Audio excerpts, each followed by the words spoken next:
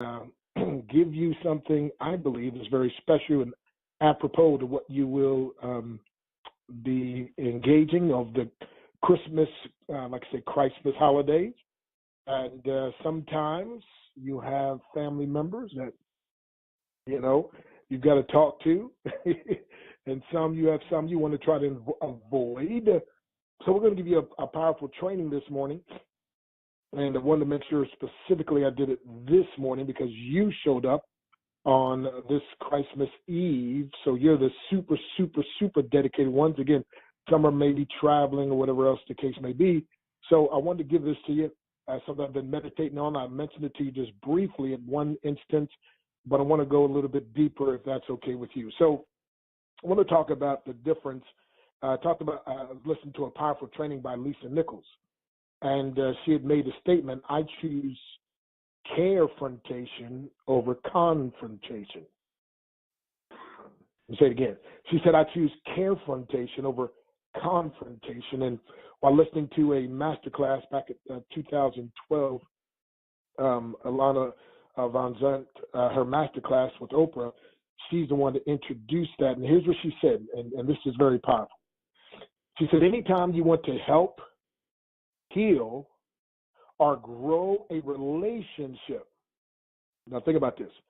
So anytime you want to help, heal, or grow a relationship.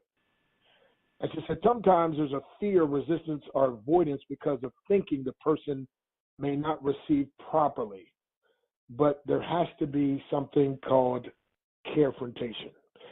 So let me distinguish confrontation from carefrontation. So Webster's dictionary actually said confrontation, and this is what we don't want, it's a hostile or argumentative meeting or situation between opposing parties.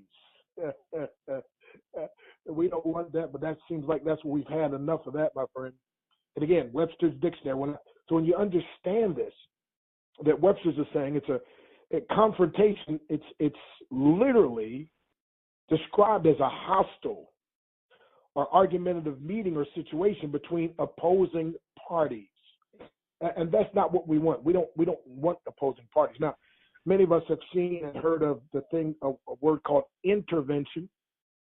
And intervention is action taken to improve a situation. So the difference between confrontation and carefrontation, where again, confrontation would be you giving someone a piece of your mind.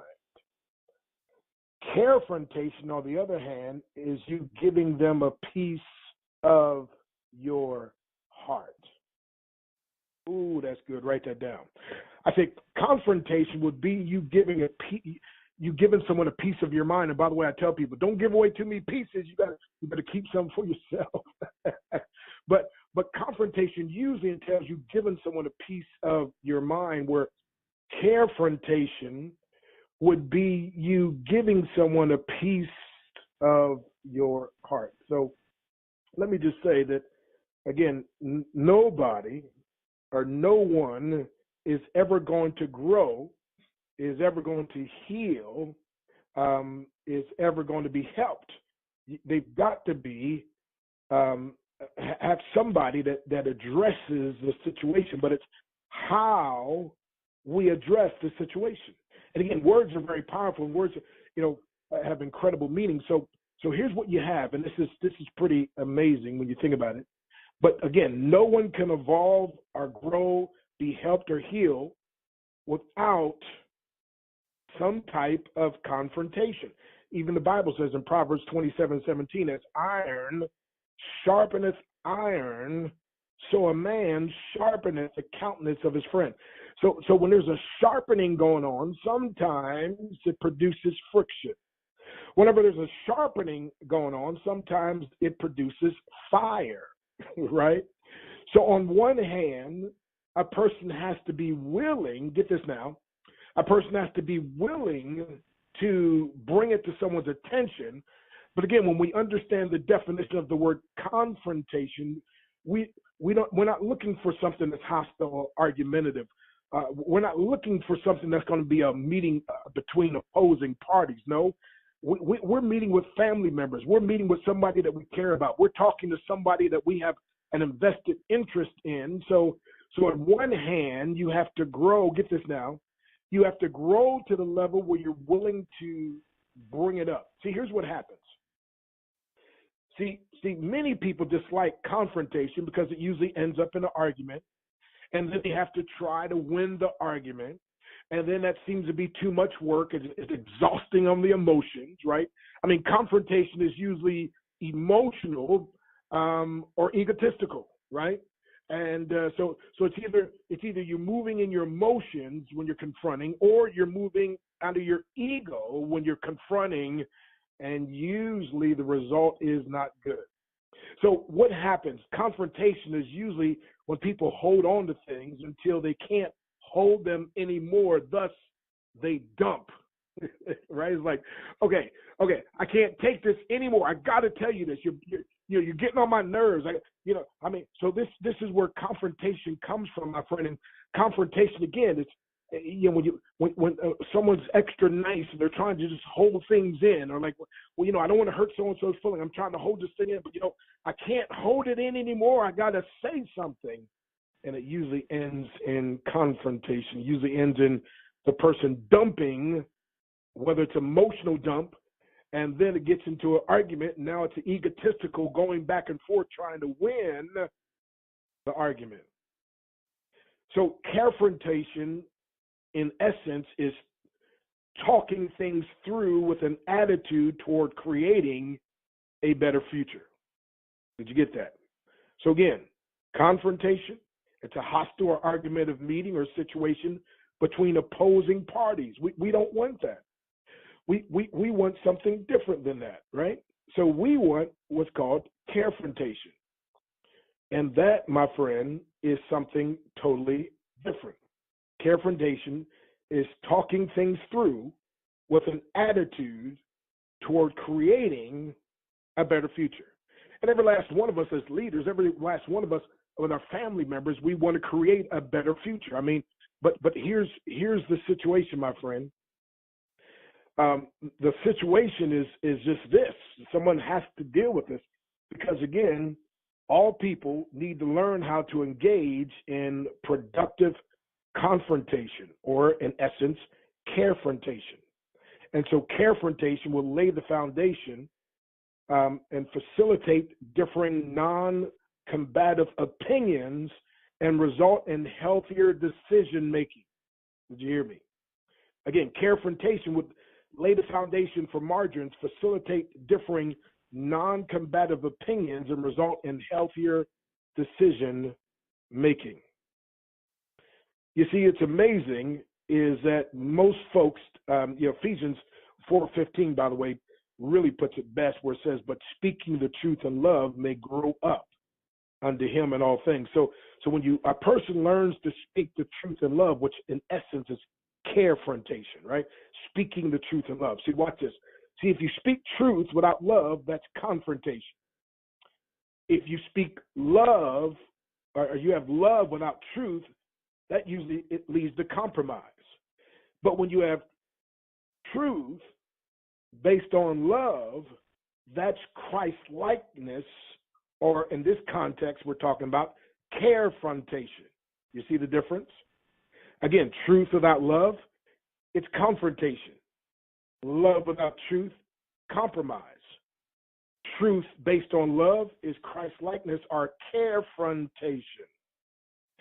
So again, it's getting to the place where, again, because it's amazing, because usually in a relationship or usually in a job situation, there's a one party that has an avoidance of confrontation. They sometimes want peace at any cost, and so they just kind of take it. But then you have the other one that is the kind that, well, I'll give you a piece of my mind. I'm going to tell it like it is. And what happens is the one that tells it like it is more confrontational, obviously, and they just do. And the one who kind of takes it until they can't take it anymore, and is like, I've had enough, right? And then there's a big blow up. And so again, my friend, and they want to confront the person. But again, when there's confrontation, remember there's opposing parties. So we don't want confrontation. We want carefrontation. So again, Carefrontation is going to take some time because, first of all, it takes contemplation. Ooh, get this now. It takes contemplation to have effective carefrontation. See, confrontation usually there's no contemplation. It's usually I'm just fed up. I had enough. So there's no contemplation on what I'm going to say, how I'm going to say it in such a way that it's received. You know what I mean? It's just, okay, I had enough. I'm dumping. But carefrontation is, okay, let me think this thing through. Let me contemplate and see the best way to get the point across. I know, my lovely wife, she's so incredible that sometimes she'll say, baby, can I say something to you without you getting upset? Yeah. Oh my goodness. Well, you got me when you do that, right? But again, that's carefrontation. Can I say something to you without you getting upset? Well, if I was going to get upset, I couldn't get upset now, right? So again, we've got to understand and choose carefrontation over confrontation. Because again, sometimes we hold things in and then it's just confrontation. So we're just upset, we're just mad. So it doesn't matter how it comes out. I just got to speak my piece, right? But it usually doesn't come out good. And usually now we're feeling guilt and shame afterwards because like, oh man, that's not the way I didn't want it coming out that way, but I just couldn't take it anymore. But carefrontation takes the time to do proper contemplation so that it says, I'm instead of giving this person a piece of my mind, I'm going to give them a piece of my heart. Is that good or is that good? So some people hide behind, I'm careful to choose where I spend my energy or what battles to fight. And these are the people that they're the kind that, again, they hide behind that and they just, so they never confront, they never say. And again, if there's no confrontation, if there's no, and again, we're using the word confrontation, but we understand it now. So we really want something different than that. But if you just always hide behind, well, I'm just careful to choose where I spend my energy or what battles, if you just hide behind it all the time, then issues don't get addressed. And it's kind of like a festering sore. If it's not addressed, if it can't heal. If it can't heal, it's going to end up hurting more. And so, again, it's amazing. And again, usually on the job situation and a relationship situation and a family, you always got one that's like super confrontational. But then you've got the other ones who are like, well, we don't want to hurt anybody's feelings. And yet it still ends up happening. Because why? Because the one who's confrontational, they just argumentative. They just confront. And the ones that aren't just holding it until finally had enough. It's like, okay, listen, every Christmas you've gotten away with this. You ain't getting away with it this time. Listen, I had enough. Enough is enough, right? In a job situation or in a family relationship, all kind of different relationships. And I'm telling you, my friend, like Lisa Nichols said, I choose carefrontation over confrontation. Why? Because I don't just want to get my point across. I don't just want to give somebody a piece of my mind. I don't just want to get to the point where, okay, I had enough. I got to finally say something. No, I want proper contemplation so I can give them a piece of my heart, carefrontation, so then they can decide to make a change, but they're understanding I'm addressing the situation from a heart of compassion and love, and I want the relationship to be better. I'm looking at the future, and I want things to get better, not just that I stood my ground, you stand your ground. No. We want, as a team, to get better. So carefrontation is really needed during the holidays and various family occasions, and when someone like spills accusations and pent-up childhood slights, right? You ever notice in family time, some occasions, some family members they just, this has been pent up forever. I got to say something, right? But usually when it comes out in anger, it comes out in accusations, it comes out. So instead of the confrontation from being bottled up, we need carefrontation. So some personalities feel the need to keep the peace at all costs, but they generally deny their own wants and needs in the process, again, until they finally get to the I can't take this anymore stage. And when they get to that I can't take this anymore stage, there's nothing that can happen but confrontation, which means you're creating two opposing parties. So confrontation or carefrontation is contemplation Hence, carefrontation is when you care enough to confront after much contemplation. So when another person makes you suffer, keep in mind it is because he or she suffers deeply within themselves, and their suffering is spilling over. So they usually, get this now, need help and a situation. So when another person, think about this now, makes you suffer, it's because he or she suffers deeply within themselves, and their suffering is spilling over. And so in a situation like this, if we have carefrontation instead of just confrontation, it could potentially lead to healing. And that, my friend, is what we're interested in. So I want you to just think about this, and during these holidays, during times of meeting family members, and in life overall, and especially as leaders. Because what's amazing is they did a survey among missionaries. Now, a missionary, someone who gives up everything to be of service to Christ and to others.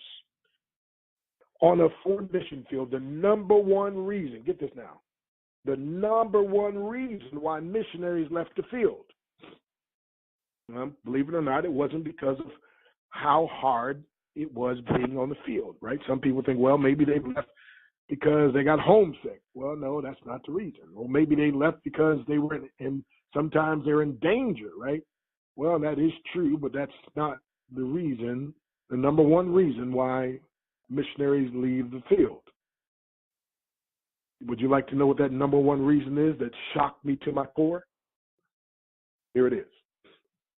The number one reason why missionaries leave the mission field is because they can't get along with other missionaries. Wow. Ain't that crazy? Isn't that like what? Are you serious? So when we talk about, again, we got different personalities, we got different, people, different energy levels and so forth. We got male and female, we got young and so I'm telling you, my friend, we have got to give attention to this thing and be committed to using carefrontation over confrontation. And if we're going to do that, it's going to take much contemplation, my friend, because we're going to have to do as Ephesians 4:15, but speaking the truth in love. They don't just need the truth. They don't just need love.